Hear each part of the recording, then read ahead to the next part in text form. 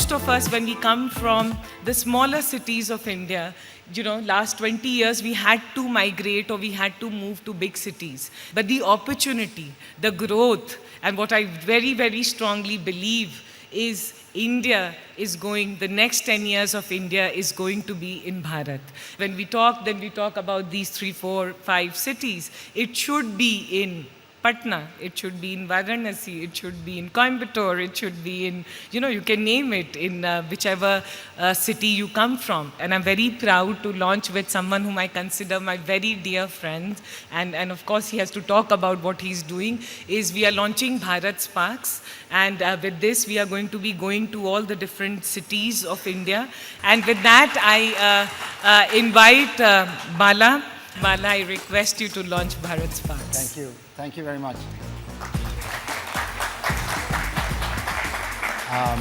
Thank you, Shraddha. I'm very excited to be here.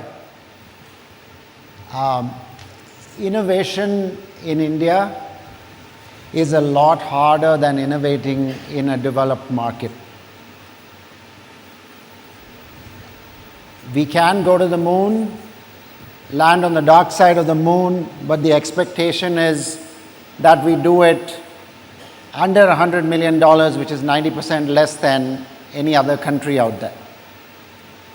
We are asked to build digital payments for 1 billion Indians, but we were also asked to build along the same time small ticket transaction scale that's never been seen before in terms of digitization anywhere else in the world. We have built companies in 3 or 4 years with over 400 million subscribers paying as little as 180 rupees a month, but Jio just reported over 4,000 crores in profit last quarter.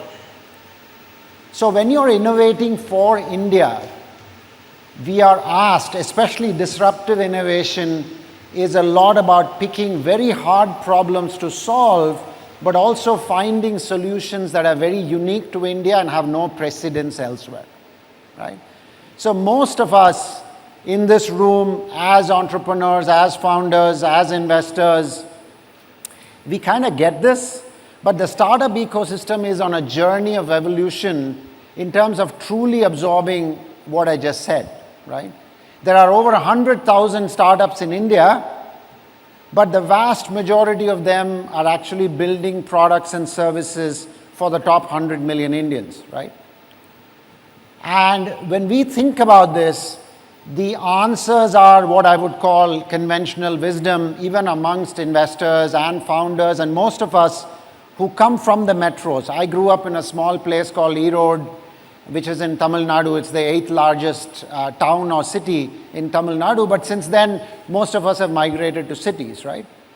But there is a belief, there is a conventional wisdom that says building outside the top 100 million Indians is too slow, it's too complicated, and you're not really going to be able to scale profitably, right? This is a myth. So I'm Bala Srinivasa.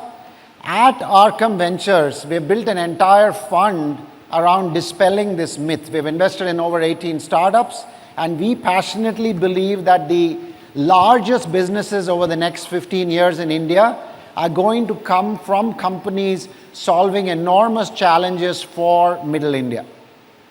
So I'm going to take you on a journey of discovery over the next hour, where we'll talk about what is Middle India, why now, why is this a once-in-a-generation opportunity for startups, but we'll try to bring it to life through 4 amazing technology founders who have not bought into that conventional wisdom, who have actually built amazing, large, profitable business for Middle India, and we'll talk about why they have succeeded and what the lessons are there in that for all of us, right?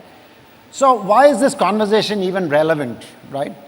So if you think about Middle India, there are over 500 million Indians who make between 3 lakhs and 25 lakhs a year in family income. The last 20 years of India's evolution, the bulk of the prosperity has accrued to the top 100 million Indians, But these are not the Indians who are going to take India to a 7 trillion economy.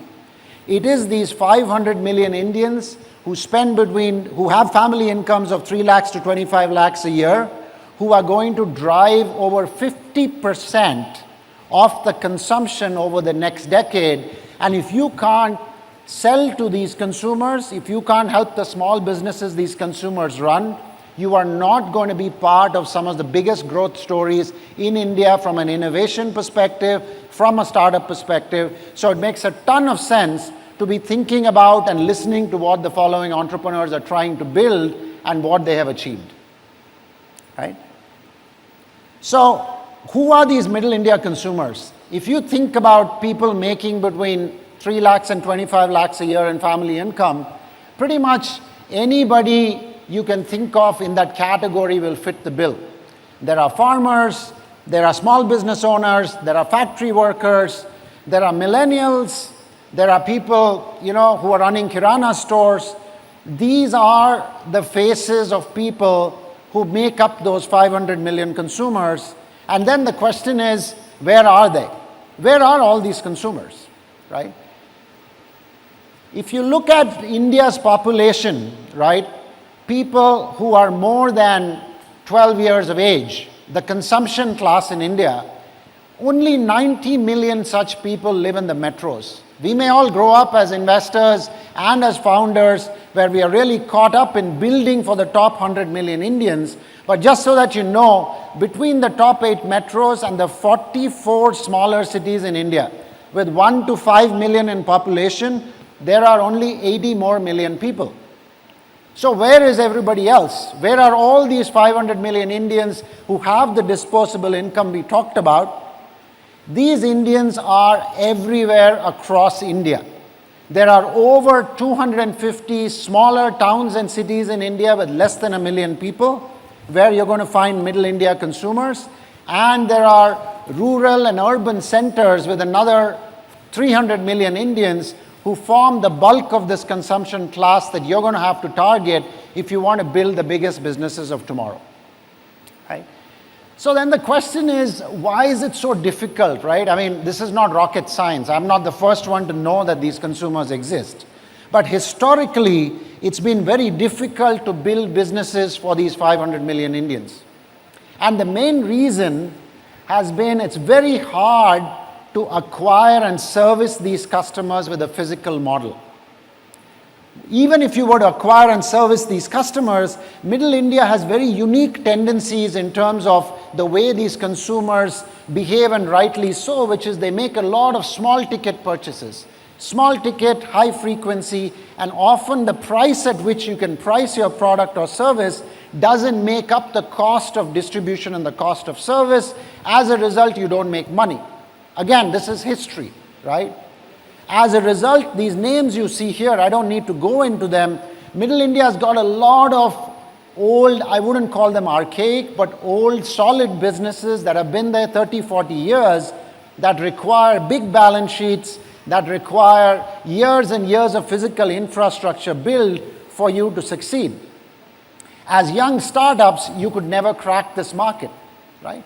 But today, these 500 million consumers you saw, they are looking for aspirationally improving their quality of living, affordable products and services, and they're really looking for a new breed of business to come and serve them, right? So why now, which is the question we are discussing. And generally, when change happens with technology, and you're in the midst of that change, you don't realize it's happened.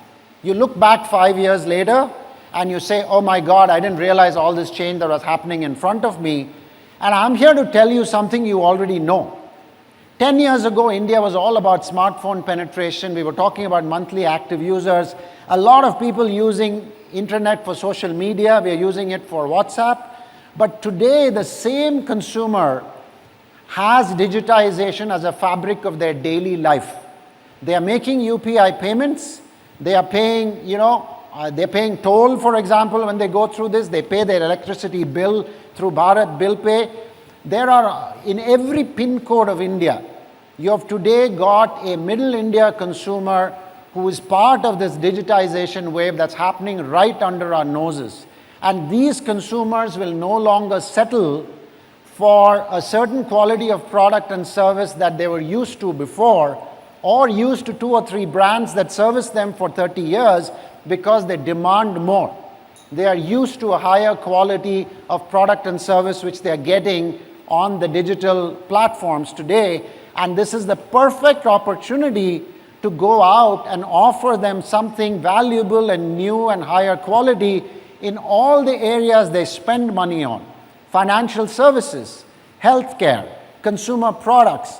Most of these new Middle India consumers run small businesses. They are looking for new ways to create supply, new ways to create customers. So there's an enormous opportunity, and the magic key to unlocking this market is actually Middle India digitization and the innovation you can build on top of it. Now you're thinking it's very easy for him to say this. Obviously, it's not an easy problem to crack, but path-breaking innovation is never simple. So you're going to have a lot of challenges. How do I really win this customer's trust? How do I make money selling a product that is small ticket, high frequency? How do I overcome the fact that these customers really are not completely comfortable with a purely digital product, right? To walk you through this in terms of what they have built and to convince all of us that this is just the beginning of an enormous wave. We've got 4 amazing entrepreneurs. When they started, and even today, there's no playbook, there's no manual. They've achieved what they've achieved purely based on first principles. They've understood their customers. They've gone out and built business models that can make money against all these barriers I talked about. And they are really out there building their own moonshot, building their own Chandrayaan.